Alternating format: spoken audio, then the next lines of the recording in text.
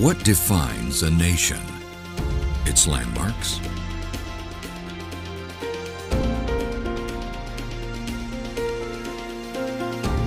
Its people?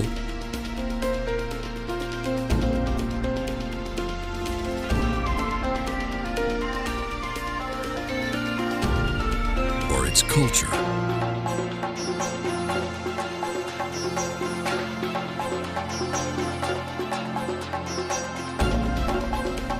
Taking you from the plains of the Serengeti to the busy streets of Shanghai, from the podium of renowned leaders to the workbench of undiscovered artisans. This is Portrait of a Nation. The Economist's cover story in July 2000 labeled it the hopeless continent. Yet less than 11 years later, the magazine made a U-turn, proclaiming it the hopeful continent. The IMF estimates that by 2015, 7 of the 10 fastest-growing economies in the world will be in Africa. There's no doubt that Africa is challenging the prevailing perception of failure, famine, and conflict. International investors have taken note, seizing on opportunities across the continent. One country in particular has been leading the pack, with a GDP growth rate that earned it the accolade of being the fastest-growing economy in the world: Ghana.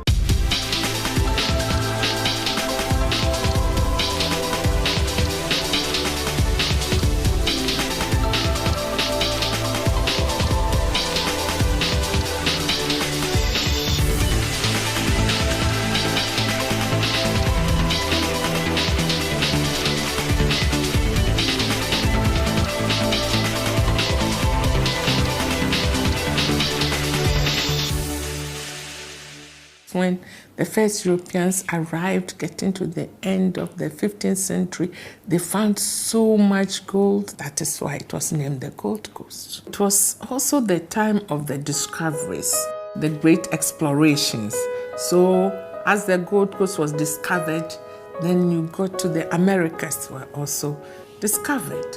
And they wanted to have plantations, grow cotton, grow tobacco, grow sugarcane, and they discovered that the Africans they came to meet were very strong. So the Gold Coast became more or less like a slave coast.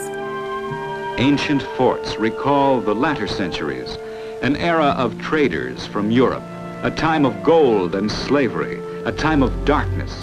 Emina Castle was built in 1482 by the Portuguese to protect what they had discovered.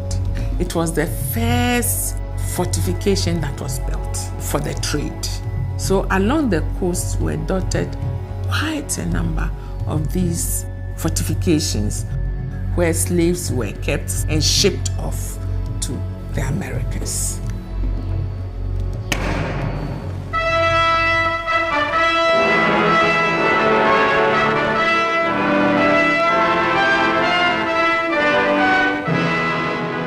One second past midnight, March the 6th, 1957. The moment has come. Here in West Africa, a nation is born. Ghana is free. Ghana was the first country in sub-Saharan Africa to gain independence, and it was great news for Ghana and the rest of Africa. Fortunately, we had a leader, Kwame Nkrumah, who had experienced a bit of racism in the Americas, who had lived in Britain before, and so who was quite passionate about the rights of Ghanaians to take care of themselves. He said, "We prefer independence with danger than servitude in tranquility."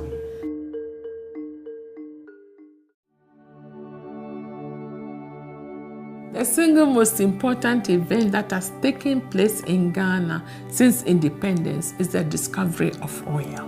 It was the systematic exploration and sustained exploration effort that led to the major discovery of the Jubilee field in 2007. The discovery of oil in Ghana has tremendous opportunities in terms of job creation, not just in the oil sector, but in other industries. The challenges are many, but I know the oil now in Ghana is a blessing to our nation. Ghana has been presented with a new opportunity.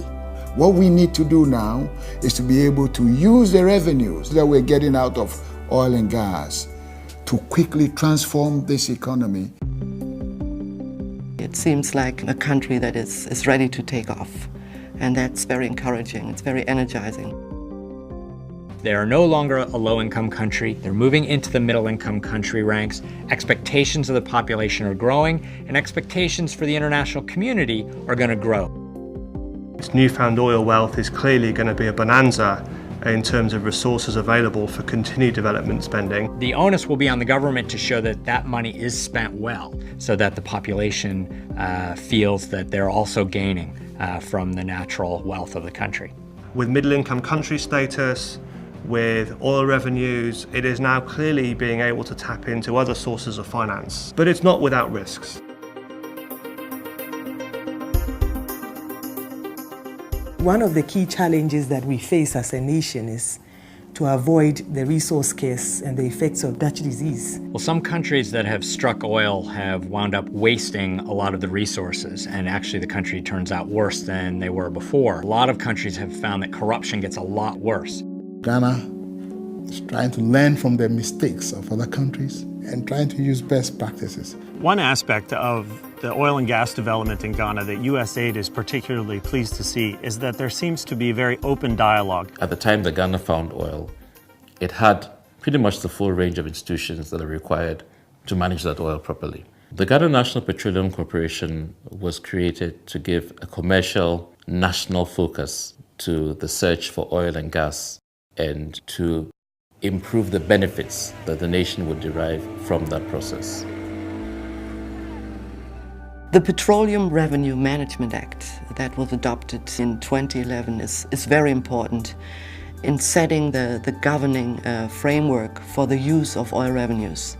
We recommended that about 5 to 20% should be set aside in a stabilization fund to cushion the economy from future shocks. And I'm happy to note that 70% of revenues flowing from the sector have been committed to infrastructure and physical expenditure. Roads, hospitals, schools. And at the same time put some of the funds into a heritage fund that will be used for future generations. We have also established a Petroleum Commission, which is the regulatory agency for the sector. So all the critical elements are there. I think we've achieved a lot, but we have a long way to go. And leadership and governance will make a real difference. The only way to acquire power legitimately in Ghana is to go through the ballot box. Ghana has a really terrific history of democratic strengthening in recent years.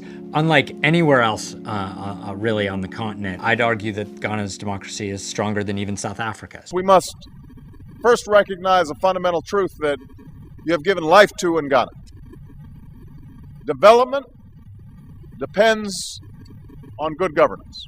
USAID, the U.S. Agency for International Development, has been in Ghana for over 50 years. So we're working with the government of Ghana, civil society organizations for increased transparency, accountability, responsiveness of governance. The public is beginning to gain greater awareness of its ability to demand responsiveness from government, to demand accountability, to demand transparency. Things have changed, and it's changed for the better. Economic growth has been very strong in 2011 at about 13.5%. That was partly a reflection of the start of the oil production in Ghana, but also very robust performance of the non-oil sector. Ghana is very rich in other minerals, gold, bauxite, manganese, diamonds, and so on. The mining sector is actually very important in terms of Ghana's exports. About 60% of Ghana's exports now are from the mining sector. So that's double of what it was only 5 years ago. Notwithstanding the oil revenues that are now coming in, there will still be a large proportion of Ghanaian households and a large share of the economy dependent on agriculture.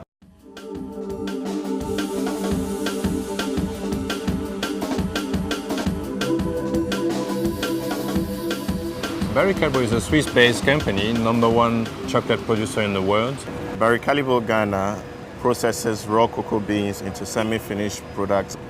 Schemes such as the Free Zone are available to offer to investors ample opportunity to also participate in the growth of Ghana. We decided to come to the Free Zones here in Tema because the Free Zone concept provides us with the very solid infrastructures, tax incentives, and it's also pretty well located close to the port of Tema. The ports handle 75 to 80% of the total national traffic and supports a large number of sectors, like the minerals, we have bauxite, manganese, then we have agricultural products, cocoa, pineapple, banana, mango exports, also the manufacturing industry, large volumes of imports and exports. We plan to expand the ports to meet the growing national economic needs. Our priority is Takoradi Port first because of its proximity to the oil fields. The port of Takoradi is the connecting hub between activities on land and our oil rigs offshore. So it's very, very important. We plan to spend in the region of $1 billion and to reclaim over 100 hectares of land. In Tema, we also plan to create additional space. We also need to provide deep water for bigger vessels. So there will be some kind of public-private partnership in the development of these facilities. The biggest project, a landmark of the future, proposes a great dam and hydroelectric power station. President Kwame Nkrumah's vision was to electrify Ghana, and we are doing it.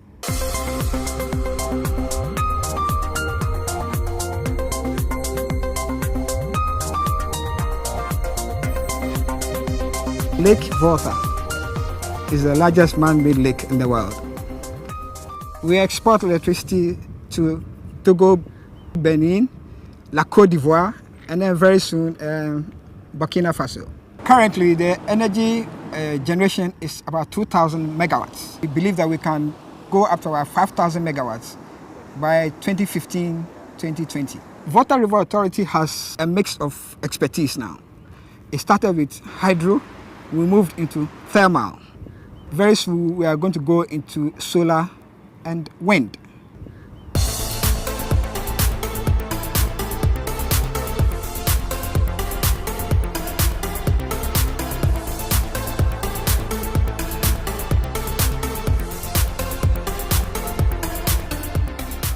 Technology, it's just driving. It's the engine that's driving everything. IBM really looked at the globe and see the mature markets and emerging markets and realized that the growth and opportunities were in the emerging markets. The development of local scale is what's going to sustain business and allow the growth that we expect. There is definitely a need to increase the IT skill pool, and that's why IBM is taking a lead role in the skills development. Development of IT skill set was one of the main phenomena which happened in Ghana in the last 2 decades. IPMC was the pioneer IT training company which established IT training centers across the country. Everything I needed was there: programming, networking, security, internet. I got my certificates only last month, but I've been able to sign my first support contract with a construction firm, and I'm very proud about that.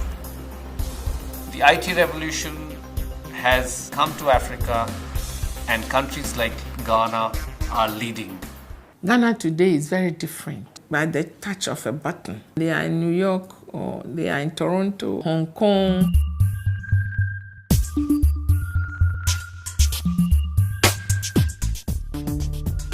Ghana is the whole concept of using computing ICT networks to deliver government's policies and government's work.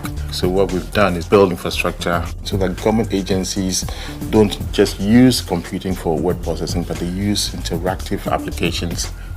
The government's goal for Ghana is to see ICT as the engine of growth, as a job creator, as an enabler.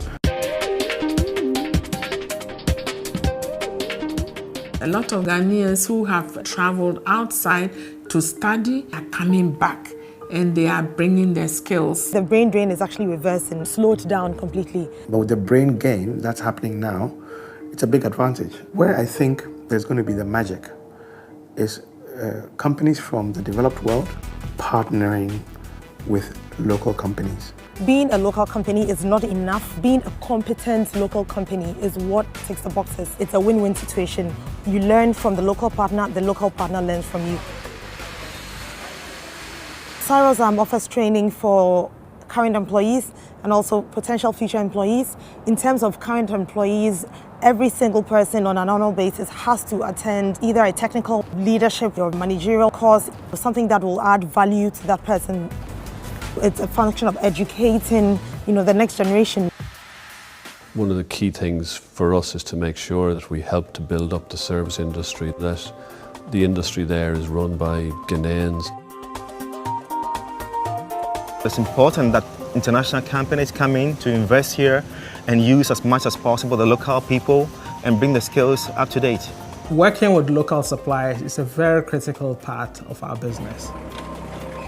We want to ensure that we build their capacity in areas where they are unable to meet the standards of the oil and gas industry. That will transform the country more so than the oil. Tullow have helped us to revise our procedures and processes to meet international standards. There has been a lot of improvements in the skills of the people. There's been a lot of training, and that has helped a lot in developing Ghana as a country.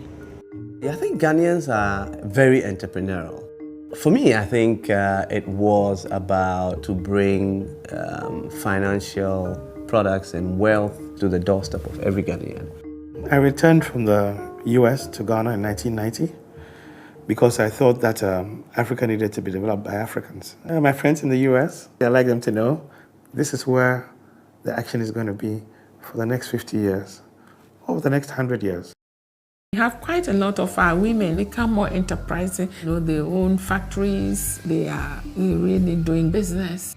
I wanted to come back to Ghana and manufacture in Ghana, but I wanted to create employment for people here and help grow the fashion industry here in Ghana. As Ghana's booming now and Africa's booming, it'll be good to be part of the growth and development here. Your business becomes your baby. It's like how you see your child grow. I was born an entrepreneur, and it's something that is in me. I started this business in somebody's living room with a plier, scissors, cutter, and a tray. But today, here we are. At Elagbe, we use the local recycled glass beads to make jewelry for the local markets and exports to the US and Japan. This is an order from 10,000 villages. It's an American company, a fair trade and not-for-profit, and they buy all over Africa. The African Women Entrepreneurship Program, AWEP, was initiated in 2010 by Mrs. Clinton to encourage more exports to the US. We are now more into the shea butter products because the shea butter is being processed from picking the nuts to the butter by women. USAID were giving technical assistance to the shea butter producers because they work with export-ready companies. You've been charged to go and make sure every woman's life is touched. I've opened my own shop and I'm making my own money.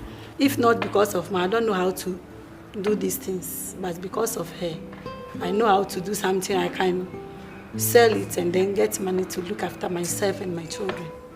Today, everybody's realizing you need to trade to make money, you need to create value. Divine Chocolate's story really started back in 1993 with the liberalisation of the cocoa market in Ghana, which meant that cocoa farmers could set up a buying company and they could run it as a cooperative, so run by farmers for farmers. Kaba Cocoa is made up of organised farmers who share the same aspirations and have the same focus. They are working together so that at the end of the day they can share benefits from their produce. Its mission was to improve the lives of cocoa farmers, to help them improve their livelihoods and their communities by getting more of the value out of the cocoa that they were growing. And so Divine Chocolate then was incorporated and set up by the farmers because they wanted to get a share of the very valuable chocolate market in both the UK and in America. In a community, one person alone cannot do everything. So with the NOBWA system, they can be helping themselves with the group so that things can be done easier. They come together to solve their problems in times of need. NOBWA means working together, and together you can achieve more than you can when you work on your own.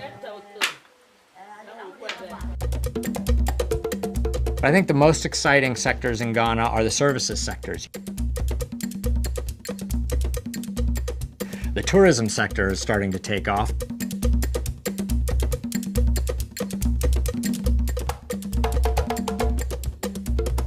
You just look at the construction going on around the airport with the hotels. And I took my 13-year-old son for his first trip to Africa.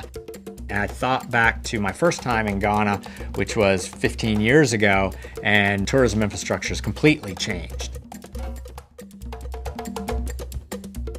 You're starting to see a kind of middle class, business class around Accra.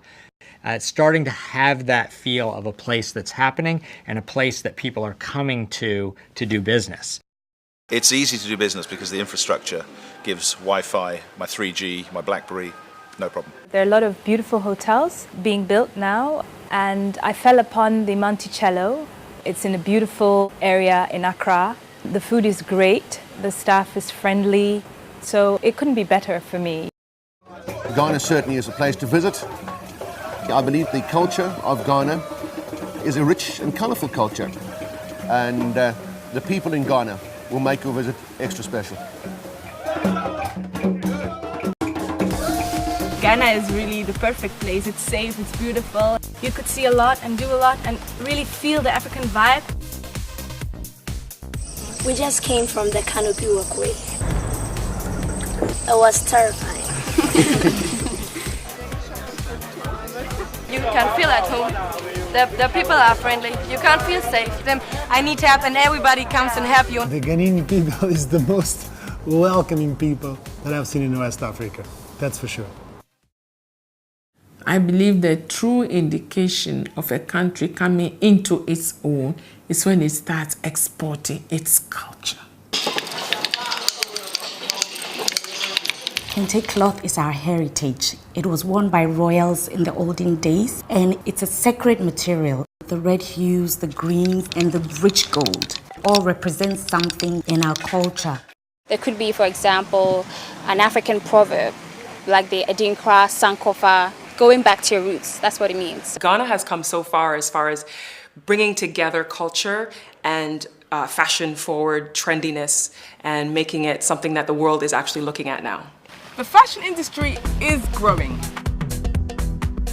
This is the first year that we're going to be having Ghana Fashion and Design Week, and it's very, very exciting because we have an opportunity to show the world what Ghana has to offer. This is going to be the first time that Vogue Italia has actually partnered with a fashion week in Africa. Because fashion has become, Ghana fashion or African fashion has become mainstream, print has become more accepted globally. So for us, it's good because other people outside are accepting us for our prints and using it in what they do. I went to Ghana to go volunteer for a month, and while I was there, I was walking down the beautiful lush streets with little shacks that sell gorgeous textile fabrics, and then another small structure next to them with a woman and a sewing machine just waiting for work. I worked with a particular seamstress to make a more American-styled bag. Once she made the first 4 or 5 bags I was just bringing home as gifts, and the idea hit me. I thought that they could be sold on the market here, so I commissioned the seamstress to make 50 bags, brought them all back, and once I was in the States, I sold them within 2 weeks. Working with Della has changed my life completely because now I have a job on my own. I can look after my family. I can do whatever I like at any time. When I began Della, I purposely chose not to have it be a nonprofit. I wanted to prove that socially responsible business can be done and that Ghana was a valuable resource for commerce. We source all of our materials in Ghana. Now we have at least 15 people who are full-time employees working for us. The response in the United States has been amazing. We've been getting really great response from local boutiques and actually partnering with some larger stores that are really excited about not only our mission, but the products that we're bringing to the market. Apple is launching the first ever African or socially responsible products in their store. I'm happy to say that these products are Della products, handmade by our team in Ghana. We are very excited about not only what we are now, but what we're building to become.